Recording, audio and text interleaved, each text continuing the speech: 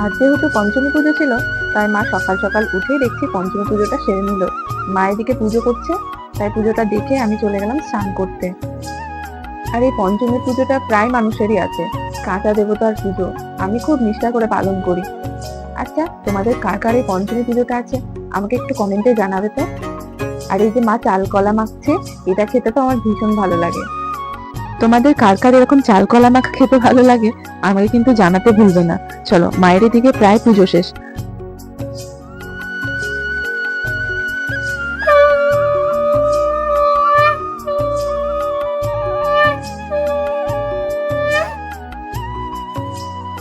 মা যেহেতু খুব সকালেই পুজোটা করেছিল, তাই সেভাবে আমার স্নান করে ওঠা হয়নি, তাই পুজোটা দেখে আমি স্নান করেছি। এই যে মায়ের পুজো হয়ে গেছে, আর প্রসাদগুলো উপরে রেখে গেল, আর তার সাথে গাছটাও নিয়ে চলে আসলো ঠাকুর ঘরে। আমাদের যেহেতু টবে লাগিয়েছে, তাই ঠাকুর ঘরে রেখে দেয়, ফাঁকা উঠোনের মধ্যে রেখে দেয় না, কখন কি গাছটা পড়ে যেতে পারে বা কিছু হয়ে যেতে পারে বলে মা এই ঠাকুর ঘরের জানালার মধ্যে রেখে দেয়। এবার এদিকে মা এই যে চাল কলা বাতাসা একবারে মেখে নিচ্ছে, তারপরে যে প্রসাদ সবাইকে দিয়ে দেবো, মানে আমার ছেলেকে ফার্স্টে দিয়েছি, তারপর আমরা খাবো। তুমি এটা কি খাচ্ছ? ও দেখি দেখি, মুখটা দেখি। এবার কি খাচ্ছ তুমি বলো? এটা কি? এটাই না আপেল? মুখ ধুয়ে আপেল ধরতে বলেছে। বাবা নিয়ে এসছে আপেল। হ্যাঁ। আর ছেলে ঘুম থেকে উঠে ওকে মুখ ধুয়ে দিয়েছি, তারপরে যে প্রসাদ দিয়েছি সেই আপেলগুলো বেছে বেছে ও খাচ্ছিল। তারপরে আমি একটু প্রসাদ খেয়ে জল খেয়ে নিলাম।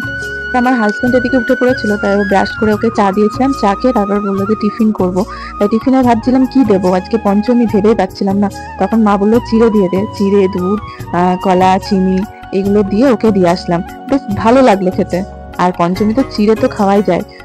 ভালো, আমার এদিকে পুরো রেডি টিফিন, ওকে দিয়ে আসি। তারপর আমিও টিফিনটা সেরে নিলাম, একটু চিড়ে খেয়েছিলাম, আর ছেলেকে চিড়ে দিতে ও চিড়ে খাচ্ছে না, তাই ওকে একটু দই দিয়ে মুড়ি খাইয়ে দিয়েছিলাম। তারপরে এই যে মা সবজি কাটতে বসে গেছে, আর আমার ছেলেকে যে স্নান করিয়ে এখন মায়ের রান্না তো কমপ্লিট, সেদ্ধ তরকারি হতে আর কতক্ষণ লাগবে। তাই যে মা এদিকে প্রেশার কুকারে সব রকম সবজি সেদ্ধ করে নিয়েছিল, আর ঘি আলু সেদ্ধ দিয়ে ছেলেকে যে ভাত খাওয়াতে বসে পড়েছি। আর ভাতে ঘি দিয়েছিলাম বলে যাই হোক ও খেলো।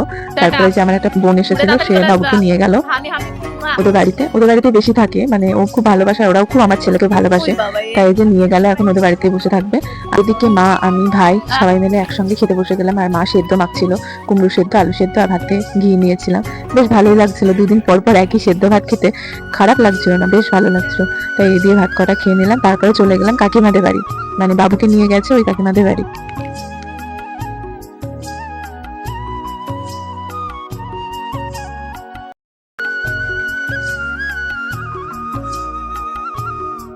খাওয়া দাওয়া সেরে বসতে না বসতেই দেখি বৃষ্টি শুরু হয়ে গেল। অনেকদিন পর সেই বৃষ্টি, খুবই ভালো লাগছে। হঠাৎ করে বোন বলল, চলো দিদি মাধবীলতা ফুলগুলো পেড়ে আনি। বললাম কেন, কি করবি? তো চলো না। সে একটা লাঠি নিয়ে যে এখন মাধবীলতা ফুলগুলো পাড়ছে। এই ফুলগুলো নিয়ে নাকি ও মালা বানাবে, যেমন আমরা ছোটবেলায় বানাতাম। আমরা এভাবে ফুল তুলে নিয়ে এসে ছোটকে মালা কানে টিকলি বানাতাম। খুবই ভালো ছিল সেই সব দিনগুলো, তাই না? ছোটবেলাটাই ভীষণ ভালো ছিল। এখনকার বাচ্চারা বুঝলোই না ফোন ছাড়া অনেক খেলা আছে। এখনকার বাচ্চারা তো ফোন নিয়ে ব্যস্ত, কিন্তু আমাদের সময়টা ছিল মানে অনেক ধরনের খেলা।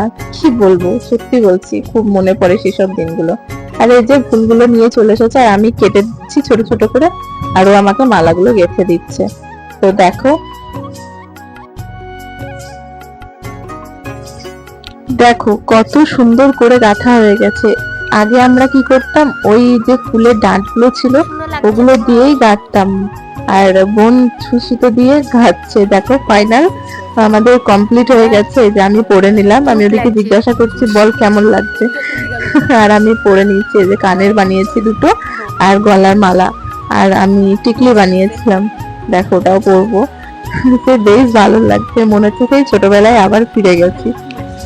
তোমাদের কেমন লাগছে, আর তোমরা কে কে এই ধরনের মালা বানাতে আমাকে কিন্তু অবশ্যই কমেন্টে জানাবে। আজকে ভিডিওটা এখানে শেষ করছি, আর আমার ভিডিও কেমন লাগে অবশ্যই আমাকে কমেন্টে জানিও। Okay bye, tata.